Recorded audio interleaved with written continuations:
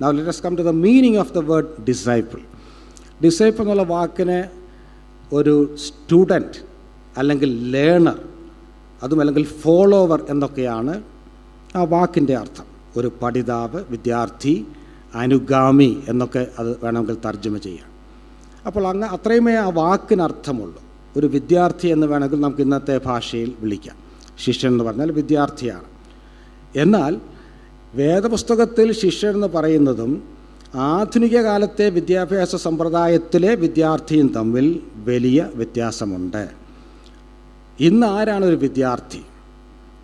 ഏതെങ്കിലും സ്കൂളിലോ കോളേജിലോ പോയി ഏതെങ്കിലും കോഴ്സ് പഠിക്കുന്ന ആളിനെ വിദ്യാർത്ഥി എന്ന് വിളിക്കും. എന്നാൽ പുരാതന കാലത്തെ ഈ ഗുരുശിഷ്യ ബന്ധം അങ്ങനെയല്ലായിരുന്നു. ഞാൻ നേരത്തെ ഗുരുകുല സമ്പ്രദായത്തെക്കുറിച്ച് പറഞ്ഞു.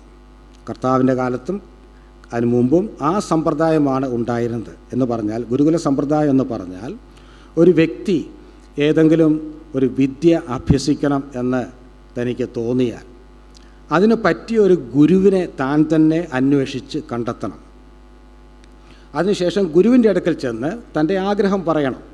തനിക്ക് വിദ്യ അഭ്യസിക്കുവാൻ ആഗ്രഹമുണ്ട്, അല്ലെങ്കിൽ ആ ഗുരുവിൻ്റെ ശിഷ്യനാകുവാൻ ആഗ്രഹമുണ്ട്. അത്ര പെട്ടെന്നൊന്നും ശിഷ്യനാകാൻ പറ്റുകയില്ല.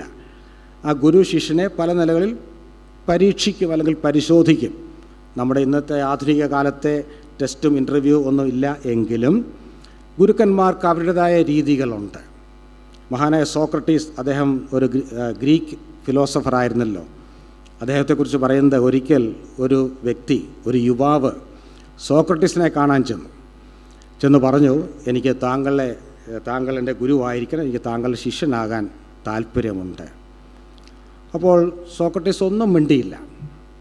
ആ യുവാവിൻ്റെ തോളിൽ കൈ ഇട്ടുകൊണ്ട് രണ്ടുപേരും കൂടെ നടക്കാൻ തുടങ്ങി. ഒന്നും മിണ്ടുന്നില്ല. അന്നത്തെ കാലത്തെ ഗുരുക്കന്മാരോട് എന്തെങ്കിലും ചോദിക്കാനും പറ്റുകയില്ല.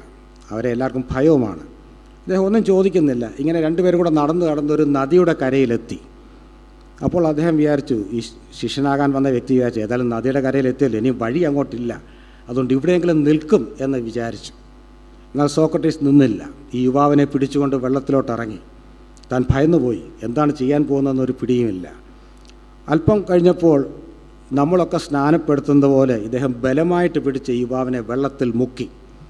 നമ്മൾ സ്നാനപ്പെടുത്തുമ്പോൾ വെള്ളത്തിൽ മുക്കിയാൽ ഉടൻ തന്നെ അങ്ങ് കൈ വിടുകയും ചെയ്യില്ല, പൊങ്ങി വരാൻ വേണ്ടി നമ്മൾ അനുവദിക്കും. എന്നാൽ ഇദ്ദേഹം കൈ വിടുന്നില്ല. ബലമായിട്ട് പിടിച്ച് വെള്ളത്തിൽ ഇങ്ങനെ മുക്കി പിടിച്ചുകൊണ്ട് നിൽക്കുകയാണ്. ഏതാണ്ട് ഏകദേശം ഒരു മിനിറ്റോളം ഇങ്ങനെ ബലമായിട്ട് അമർത്തി പിടിച്ചുകൊണ്ട് നിന്നു. എന്നിട്ട് കൈ വിട്ടു. അപ്പോൾ ഇദ്ദേഹം വളരെ വെപ്രാളം പിടിച്ച് കുറച്ച് വെള്ളമൊക്കെ കുടിച്ച് പുറത്തു വന്നു. അപ്പോൾ സോക്രട്ടീസ് ഒരു ചോദ്യം ചോദിച്ചു, നീ വെള്ളത്തിനടിയിലായിരുന്നപ്പോൾ എന്താണ് നീ ആഗ്രഹിച്ചത്? എന്തിനു വേണ്ടിയെങ്കിലും ആഗ്രഹിച്ചോ എന്ന് ചോദിച്ചു. ആഗ്രഹിച്ചോ? തീർച്ചയായും. അപ്പോൾ അവൻ പറഞ്ഞു, ഞാൻ അല്പം ശ്വാസത്തിന് വേണ്ടി, വായുവിന് വേണ്ടി ആഗ്രഹിച്ചു. അതിനുവേണ്ടി എത്രമാത്രം ആഗ്രഹം ഉണ്ടായിരുന്നു, എനിക്ക് അതല്ലാതെ വേറെ ഒന്നും ആഗ്രഹമില്ലായിരുന്നു എന്ന് ഈ യുവാവ് പറഞ്ഞു. അപ്പോൾ സോക്രട്ടീസ് പറഞ്ഞു, നീ വെള്ളത്തിനടിയിലായിരുന്നപ്പോൾ അല്പം വായുവിന് വേണ്ടി ആഗ്രഹിച്ചതുപോലെയുള്ള ആ തീവ്രമായ ആഗ്രഹം വിദ്യ അഭ്യസിക്കുവാൻ നിനക്കുണ്ടെങ്കിൽ നിനക്ക് ഇന്ന് എൻ്റെ ശിഷ്യനായി തീരാം എന്ന് പറഞ്ഞു. അദ്ദേഹം ശിഷ്യനായോ ഇല്ലയോ നമുക്കറിയുകയില്ല. ഞാൻ പറഞ്ഞതിൻ്റെ താല്പര്യം, പഴയ കാലത്തെ ഒരു ശിഷ്യനാകുക എന്ന് പറഞ്ഞാൽ അത്ര എളുപ്പമുള്ള കാര്യമൊന്നും ആയിരുന്നില്ല. അപ്പോൾ അങ്ങനെ ഒരു ശിഷ്യനായി കഴിഞ്ഞാൽ പിന്നെ എന്താണ് അടുത്ത പടി? ഇന്ന് ഒരുവൻ വിദ്യാർത്ഥിയായി കഴിഞ്ഞാൽ രാവിലെ സ്കൂൾ ഓപ്പൺ ചെയ്യുമ്പോൾ സ്കൂളിൽ പോകണം, വൈകിട്ട് ബെല്ലടിക്കുമ്പോൾ മടങ്ങിപ്പോകാം. എന്നാൽ പഴയ കാലത്തെ ഗുരുകുല സമ്പ്രദായം അങ്ങനെ അല്ലായിരുന്നു. ആ ഗുരുവിനെ കണ്ടുപിടിച്ചു കഴിഞ്ഞാൽ ഗുരുവിൻ്റെ അടുക്കൽ ചെന്ന് ഗുരുവിൻ്റെ ഭവനത്തിൽ ഗുരുവിനോട് കൂടെ 1-2 വർഷങ്ങളല്ല, ചിലപ്പോൾ അനേക വർഷങ്ങൾ താമസിക്കണം. തീർന്നില്ല. അങ്ങനെ എന്തിനാണ് താമസിക്കുന്നത്? ഗുരുവിൻ്റെ ജീവിതത്തിൽ നിന്നും വാക്കുകളിൽ നിന്നും.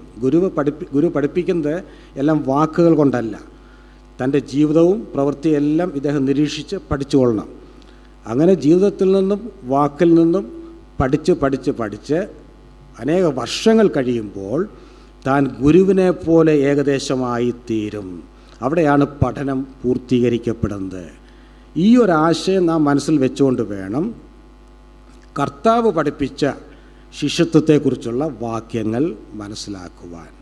അപ്പോൾ നാം ഉദ്ദേശിക്കുന്ന പോലത്തെ നിസ്സാരമായ ഒരു കാര്യമല്ല കർത്താവ് പഠിപ്പിച്ച ശിഷ്യത്വം എന്ന് പറയുന്നത്.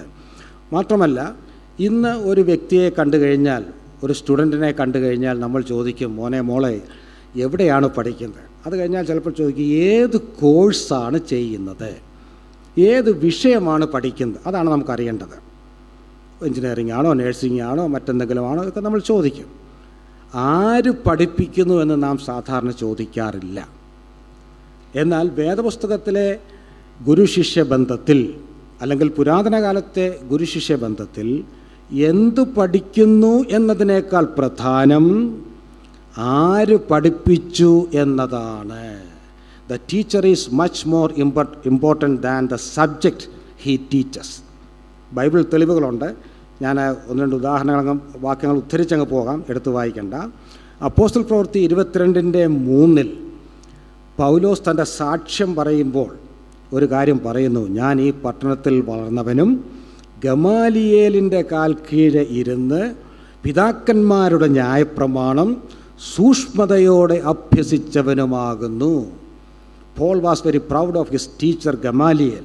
ഞാൻ ഗമാലിയേലിൻ്റെ പാഠശാലയിൽ പഠിച്ചവനാണ്. അത് പറയുന്നതിൽ പൗലോസ് അഭിമാനം കൊണ്ടു. പഴയകാലത്തെ ശിഷ്യന്മാർ എല്ലാവരും അങ്ങനെയായിരുന്നു. ആരാണ് അവരുടെ ഗുരു? അതാണ് ആ ഗുരു ആരാണെന്ന് മനസ്സിലാക്കുമ്പോഴാണ് ശിഷ്യൻ ആരാണെന്ന് മനസ്സിലാകുന്നത്. തീർന്നില്ല. 2 തിമോഥെയോസ് 3:14 തൻ്റെ ശിഷ്യനായ, അല്ലെങ്കിൽ വിശ്വാസത്തിൽ നിജപുത്രനായ തിമോഥെയോസിന് എഴുതുമ്പോൾ പൗലോസ് ഒരു വാക്ക് എഴുതുന്നുണ്ട്. അവസാനത്തെ ലേഖനമാണല്ലോ, നീയോ ഇന്നവരോട് പഠിച്ചു എന്നോർക്കുക. നീയോ ഇന്നവരോട് പഠിച്ചു എന്നോർക്കുക. തിമോഥെയോസിനെ കൂടുതൽ കാര്യങ്ങൾ പഠിപ്പിച്ചത് പൗലോസ് തന്നെയാണ്. എന്ന് പറഞ്ഞാൽ, നീ ആരിൽ നിന്നാണ് പഠിച്ചത് അത് ഓർക്കണം. ഞാൻ എന്ത് പഠിപ്പിച്ചു എന്നുള്ളത് ഓർക്കണം. അത് രണ്ടാമത്തെ കാര്യം, ആരിൽ നിന്ന് പഠിച്ചു. അപ്പോൾ ഗുരുവിന് പ്രാധാന്യമുണ്ട്. ആരുടെ ശിഷ്യൻ എന്നുള്ളതാണ് ന്യായമായ ചോദ്യം. ഞാൻ ആരാണ് ശിഷ്യൻ എന്ന് ചോദിച്ചാൽ എൻ്റെ ഏറ്റവും ലളിതമായ ഉത്തരം, ഒരു ഗുരുവുള്ളവനാണ് ശിഷ്യൻ. ഗുരുവുള്ളവനെ മാത്രമേ ശിഷ്യൻ എന്ന് വിളിക്കാൻ പറ്റുകയുള്ളൂ. പുതിയ നിയമത്തിൻ്റെ ഒരു പ്രധാനപ്പെട്ട ആശയവും അതുതന്നെയാണ്. മറ്റു മതങ്ങളിലൊക്കെ അവരുടെ ചില ഉപദേശ സംഹിതകളൊക്കെ ഒരുവൻ പഠിച്ച് പ്രാക്ടീസ് ചെയ്യാൻ ശ്രമിച്ചാൽ he will automatically become A follower of that religion. അവൻ സ്വാഭാവികമായി ആ മതത്തിൻ്റെ അംഗമായി തീരും. എന്നാൽ ക്രിസ്തീയ മാർഗം അങ്ങനെയല്ല. ഗുരുവുമായിട്ടെല്ലാം ബന്ധപ്പെട്ട് കിടക്കുകയാണ്. ഗുരുവുമായിട്ടുള്ള വ്യക്തിപരമായ ബന്ധം മുഖാന്തരമാണ് ഒരുവൻ ക്രിസ്തുവിൻ്റെ ശിഷ്യനായി തീരുന്നത് എന്ന് നാം മനസ്സിലാക്കണം.